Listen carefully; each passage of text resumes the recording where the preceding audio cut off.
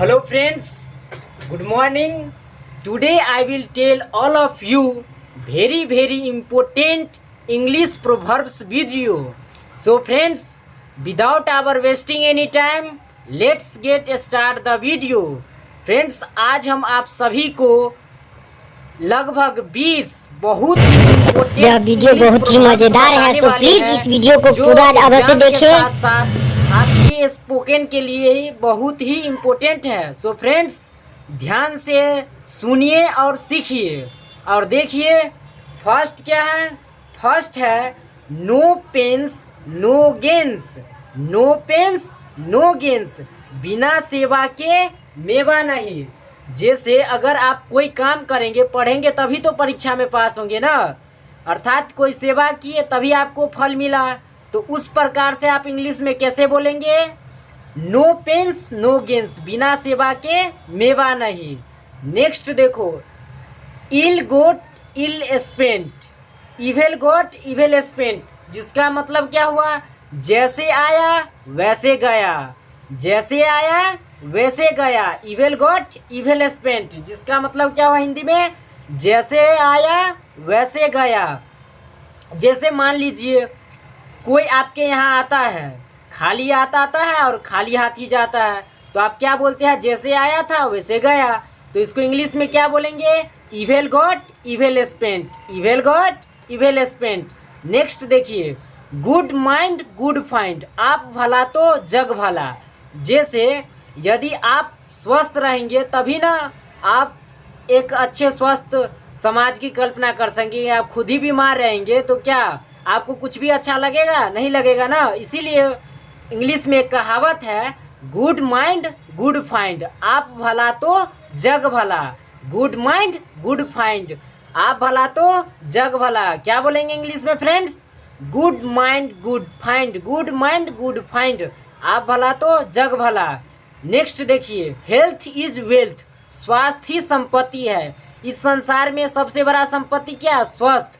अगर आप स्वस्थ नहीं रहेंगे तो क्या आप, अगर बहुत सारे संपत्ति भी है आपके पास, तो किसी काम का रहेगा? नहीं रहेगा ना। इसीलिए इंग्लिश में एक कहावत है, प्रोवर्ब्स है, health is wealth, health is wealth, स्वास्थ्य ही संपत्ति है। Health is wealth. मजा आ रहा है ना? हाँ, पूरे ध्यान से पढ़िए और सीखिए। देखिए आपको कितने मज़ा आता है और आसानी से आप 20 प्रोवर्ब सीख भी जाएंगे और इसे जहाँ भी उपयोग करना हो इस प्रकार के वाक्य में आप कर सकते हैं। हेल्थ इज वेल्थ, स्वास्थ्य संपत्ति है। नेक्स्ट क्या है फ्रेंड? आप देखिए, हेल्थ इज वेल्थ हो चुका है। 5, इल गॉट इल स्पेंट, सोम का धन शैतान खाता है। इल गॉट इल स्पेंट, सोम का धन शैतान खाता है।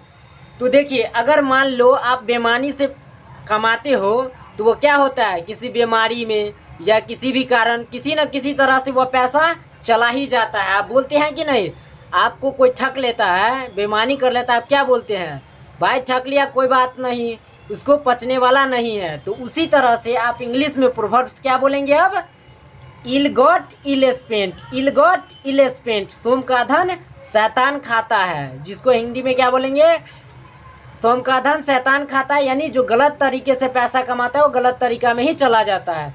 तो इल गॉट इल स्पेंट, सोम का धन शैतान खाता है। मनी बिगेट्स मनी, धन से धन कमाया जाता है। मनी बिगेट्स मनी, धन से धन कमाया जाता है। मजे से बोलिए, चुप क्या है, बोलिए, मजे से बोलिए और याद कीजिए। मनी बिगेट्स मनी, धन से धन कमाया जाता है। अगर आपके पास पैसा है तो आप कोई बिजनेस करके आसानी से बैठे बैठे पैसा कमा सकते हैं, बस दिमाग लगाना होता है। अगर आपके पास पैसा नहीं है, आप गरीब है, तो आपको पहले क्या करना पड़ता है? बहुत सारे मेहनत करना पड़ता है, उसे फिर पैसा को रखना होता है, फिर आप बिजनेस खोल सकते हैं, उसके बाद ही ज़्यादा पैसा कमा सकते हैं। ज़्यादा पैसा कौन कमाता है? जो बिजनेसमैन होता है, कमाता है कि नहीं? तो इसी तरह से, इसीलिए तो प्रोवर्ब्स ऐसा ऐसा हम बताए हैं जो आपको डेली यूज में काम आए। बिना काम जो नहीं आएगा वो पढ़ाने का क्या फ़ायदा है? इसीलिए आप ध्यान से सुनिए, बहुत ही मज़ा आएगा। Money begets money, money begets money, धन से धन कमाया जाता है। मनी बिगेट्स मनी, धन से धन कमाया जाता है। मनी बिगेट्स मनी, धन से धन कमाया जाता है। बोलिए, money begets money, money begets money, धन से धन कमाया जाता है। Much cry and little wool, much cry and little wool, ऊंची दुकान फीकी पकवान। इसका मतलब क्या हुआ? Much cry and little wool, much cry and little wool, ऊंची दुकान फीकी पकवान। इसका मतलब हुआ नाम कितना बड़ा है और काम कुछ भी नहीं। जिसको आप एक कहावत सुने हैं, नाम ऊंच और कान बुच। मतलब हुआ उस आप कोई सामान लेते हैं, उसका नाम क्या होता है? 5 स्टार होटल। आप उसमें खाना खाने जाते हैं तो पैसा भी ज़्यादा लग जाता है और बासी वासी कुछ खाना दे देता है, जिससे आपको अस्वस्थ भी हो जाते हैं। तो उसको क्या बोलेंगे? Much cry and little wool, ऊंची दुकान फीकी पकवान। आप कपड़ा ही लेने जाएंगे मॉल में तो वही कपड़ा वहाँ भी रहता है, वही कपड़ा वहाँ भी रहता है। आपको वहाँ क्या करता है? बस फैशन दिखा दिया जाता है और पैसा लूट लिया जाता है। तो क्या करेंगे? वहाँ क्या बोलेंगे इंग्लिश में? अब इंग्लिश बोलना है, ठीक है friends. Much cry and little wool, क्या बोलेंगे? Much cry and little wool, ऊंची दुकान फीकी पकवान। Much cry and little wool, much cry and little wool, मजे से बोलिए, much cry and little wool, ऊंची दुकान फीकी पकवान। नेक्स्ट देखिए, as the king so are the subjects, as the king so are the subjects, जैसा राजा वैसी प्रजा। As the king so are the subjects, जैसी राजा वैसी प्रजा। तो इसका मतलब क्या हुआ फ्रेंड्स? अगर आप एक्सप्लेन कर देते हैं इसलिए ताकि आप अच्छे से समझ सके कि इसे यूज कब करेंगे। तो as the king so are the subjects, जैसा राजा वैसी प्रजा। इसका मतलब हुआ कि अगर मान लीजिए कि अगर उस राज्य का राजा ही खराब रहेगा तो उसका प्रजा क्या होगा? लूटपाट करेगा, बेईमानी करेगा, है कि नहीं? जिस देश का प्रधानमंत्री ही खराब होगा, जिस राज्य का मंत्री ही खराब होगा, उस देश में क्या होता है आपको पता ही है ऑलरेडी। आप देश में रहते हैं या कहीं भी दूसरे भी देश में भी रहते हैं तो वहाँ भ्रष्टाचार होता है कि नहीं? तो इसी कारण भ्रष्टाचार होता है क्योंकि वहाँ का जो पद संभालने वाले लोग हैं वो उसका यूज अच्छे से नहीं कर रहा है। मान लीजिए टीचर है, टीचर ही अच्छे से नहीं पढ़ाएगा तो क्या स्टूडेंट सीख पाएगा? नहीं सीख पाएगा ना। इसी तरह से अगर हम आपको वीडियो में अच्छे से एक्सप्लेन करके नहीं बताएंगे तो आप भी नहीं समझेंगे। तो समझ गए ना बात क्या है? तो as the king so are the subjects, जैसा राजा वैसी प्रजा। As the king so are the subjects. Next देखिए क्या है फ्रेंड्स? नेक्स्ट देखिए, नेक्स्ट है something is better than nothing, नहीं से कुछ भला। Something is better than nothing, नहीं से कुछ भला। Something is better than nothing, बार बार बोलिए तब तो याद होगा, हमेशा याद रहेगा। इसे उपयोग यूज कीजिए जहाँ भी मौका मिलता है। आप देखिए मज़ा भी आएगा और आप जहाँ बोलेंगे तो किसी को लगे हाँ भाई ये तो इंग्लिश में बोलता है। Something is better than nothing, नहीं से कुछ भला। जैसे आप कहावत सुने होंगे, नहीं मामा से कन्हा मामा। अगर मामा नहीं है तो इससे अच्छा है ना कि कन्हा मामा है, काम तो देगा ना। अगर आपका भाई नहीं है तो आप अफसोस करते हैं काश हमारा भी एक और भाई होता तो आप पढ़ लिख जाते। क्यों? क्योंकि आपको पैसा नहीं, आपका बड़ा भाई होता तो कमा के देता तो आप भी पढ़ते। क्योंकि आपके पिताजी तो गरीब है, खेत में काम करते हैं, है ना। तो आप सोचते हैं कि नहीं है।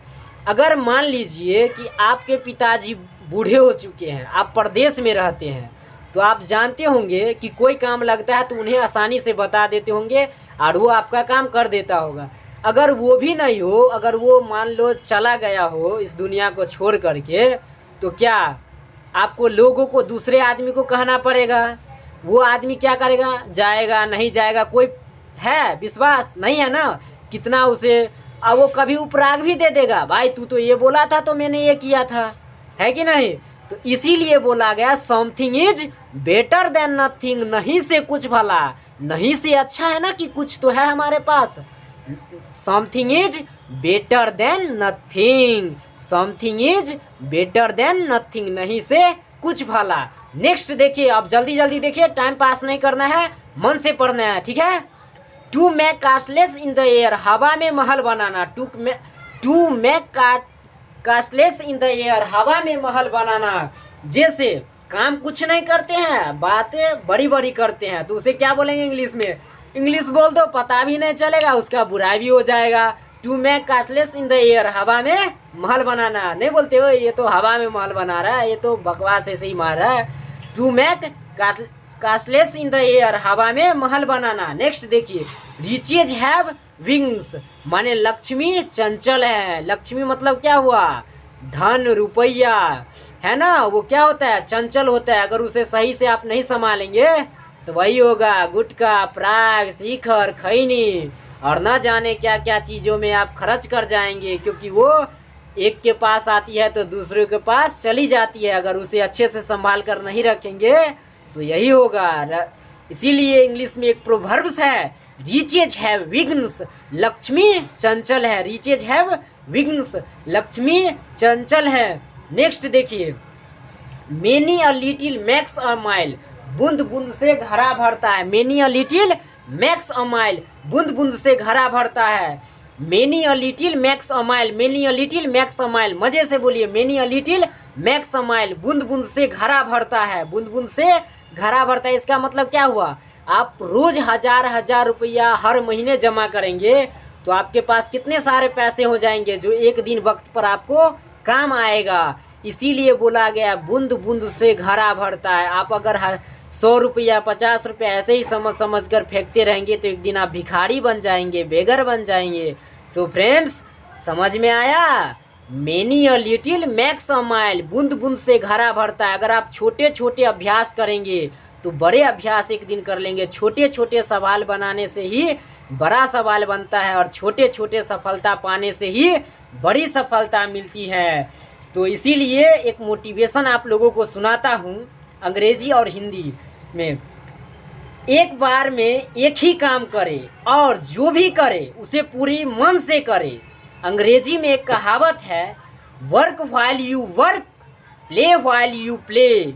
Work while you work, play while you play, that is the way to be happy and gay. मतलब इसका मतलब हुआ friends, work while you work, जब खेल रहे हो तो पूरे मन से खेलने का काम करो, और जब आप कोई काम कर रहे हैं तो उस काम में ही मन लगाओ। और अगर इस तरह से आप करोगे तो आपको प्रसन्नता मिलेगा। अगर आधा काम, मान लो खेलने में भी लोग बहुत सारे पदक जीतते हैं और उसे बहुत सारा पैसा कमाते हैं कि नहीं, तो जो भी काम करे उसे मन से करे, तभी आपको खुशी मिलेगी। ठीक है फ्रेंड्स, तो मज़ा आया सुनने में। नेक्स्ट देखिए, क्राइंग इन विल्डरनेस, आपको बहुत ही महत्वपूर्ण प्रोवर्ब्स जो भी आज बताने वाले हैं, इस प्रकार के अभी 3 वीडियो बनाएंगे, उसे आप देखते रहिए, हर दिन देखिए और सीखिए। अब कोई बकवास नहीं, ओनली प्रोवर्ब्स।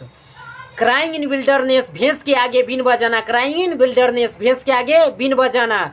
जैसे अगर कोई मूर्ख व्यक्ति है, उसे कितना भी समझाओ ना तो समझ में नहीं आता उसे, उसी को इंग्लिश में प्रोवर्ब्स में कहा गया है, क्राइंग इन विल्डरनेस, भैंस के आगे बीन बजाना। नेक्स्ट देखिए, do evil and looks for light, कर बुरा तो हो बुरा। बोलते हैं ना, ये बुरा कर किया मेरे साथ ना, इसके साथ भी बुरा ही होगा, माने जैसा करोगे वैसा ही पाओगे। तो do evil and looks for, do evil and look for like, do evil and look for like, कर बुरा तो हो बुरा, do evil and look for like.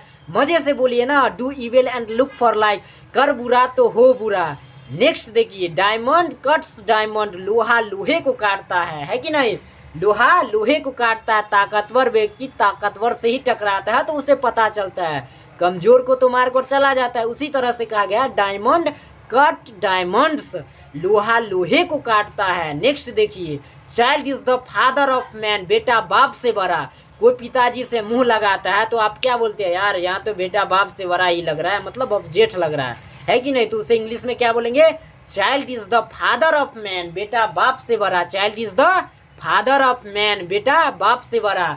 Next देखिए फ्रेंड्स, नेक्स्ट क्या है आपको अभी बता रहे हैं। नेक्स्ट क्या है? नेक्स्ट है, आज हम पूरे सिखाने वाले हैं, इसीलिए आप पूरे ध्यान से सीखिए। नेक्स्ट है, anger is blind, anger is blind.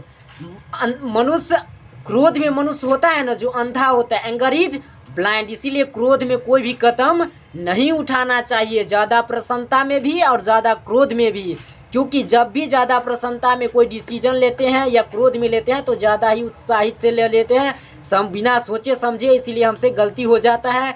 So friends, यह वीडियो अच्छा लगा हो तो प्लीज़ लाइक करना और फ्रेंड के पास शेयर करना ताकि वो भी वीडियो देखे और हमारा चैनल सब्सक्राइब करे, जिससे हमें मोटिवेशन मिलेगा। तो anger is blind, anger is blind, क्रोध में मनुष्य अंधा होता है। नेक्स्ट क्या है, all and truth must come out, दूध का दूध पानी का पानी, all and truth must come out, दूध का दूध पानी का पानी। जैसे आप कोई मान लीजिए गलत काम नहीं किए होते, आपका नाम कोई फंसाता है तो आप क्या बोलते हैं, भाई इसका परीक्षा ले लो, दूध का दूध और पानी का पानी अभी हो जाएगा, यानी सत्य सिद्ध हो जाएगा। तो oil and truth must come out, दूध का दूध पानी का पानी। सो फ्रेंड्स, अगर यह वीडियो अच्छा लगा हो तो प्लीज़ फ्रेंड्स के पास शेयर करें। अगर हमारा चैनल आप सब्सक्राइब अभी नहीं किए हैं तो सब्सक्राइब कर लीजिए। इसके बाद और भी हम इसी प्रकार के 2-3 वीडियो डालेंगे जिसमें 20-20 करके सिखाएंगे प्रोवर्ब्स। तो friends, thanks for watching my video. यह वीडियो देखने के लिए आपको धन्यवाद। जय हिंद, वंदे मातरम, जय बिहार। हंसते रहिए, खेलते रहिए और मज़े से पढ़ते रहिए।